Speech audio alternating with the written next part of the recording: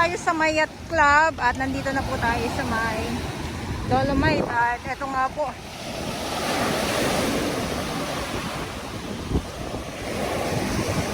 Eto nga po ang Dolomite Beach ngayong araw. Maraming salamat sa ating mga Manila Bay Warriors, Estero Rangers ng DNR, MMDA, DPS Mandaragat doon po sa Manila Yacht Club.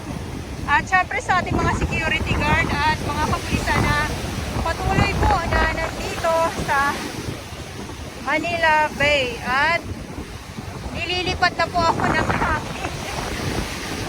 Nililipat na po ako ng hangin. Paano na itong pa low tide or pa high tide? Grabe naman. Bumubulusok yung ano, yung alon.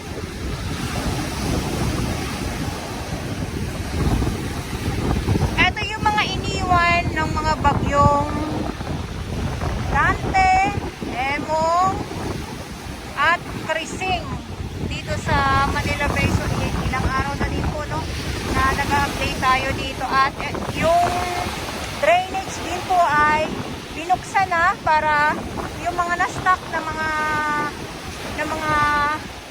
tubig ay makadaloy po ng gusto. Kaya yung ating mga DPWH ay nagsasagawa ng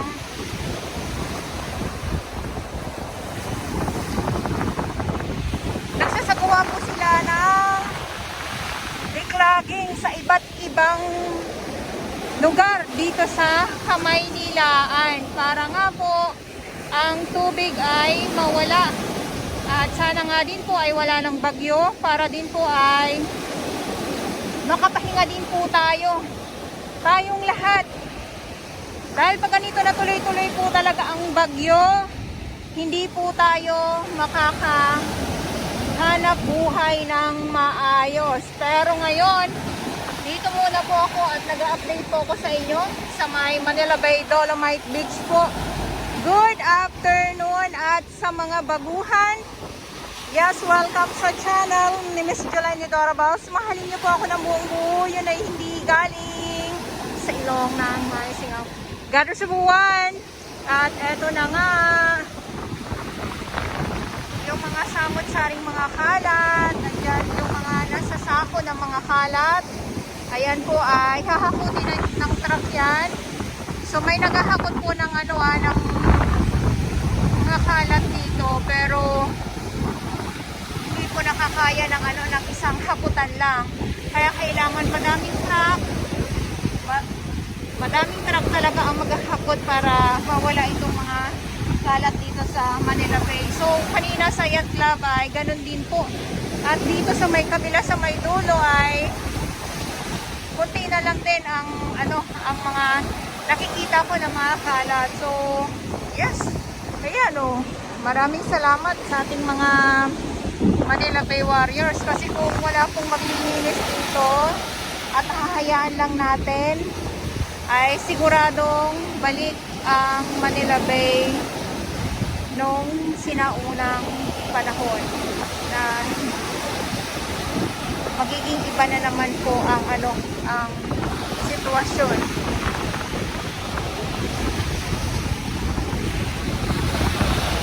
Pag ito wala ng ulan, wala ng bagyo, ay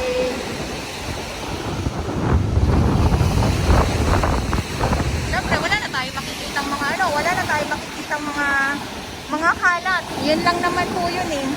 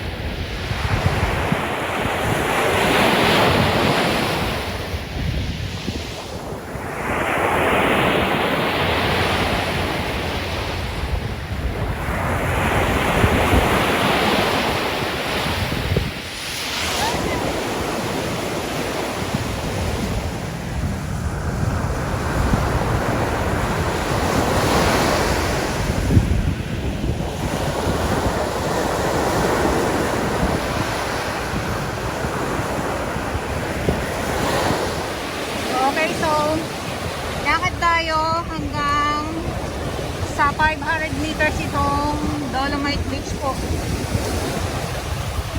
At ganito nga po kalakas ang alon ngayon. Walang walang tigil.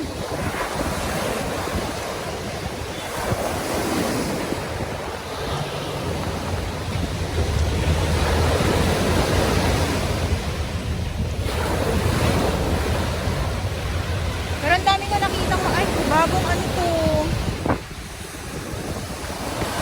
Bago, oh. Mga napadpad na mga ano. Mga isda. Sa yacht club mayroon din. At ito mayroon din po, oh. Ay! Ay! Ayan.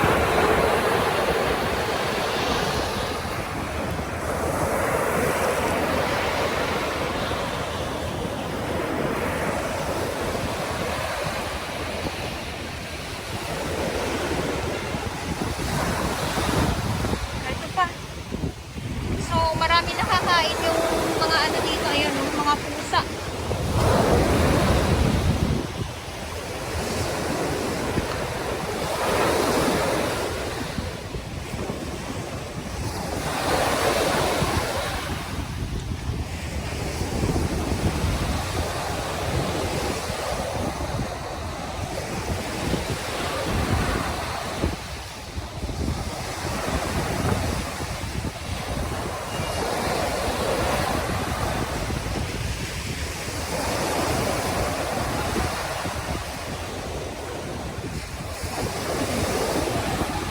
Doon kanina sa Mayan Club, meron po ako mga nakikita ng mga maliliit na mga isda. Ayan pa, oh.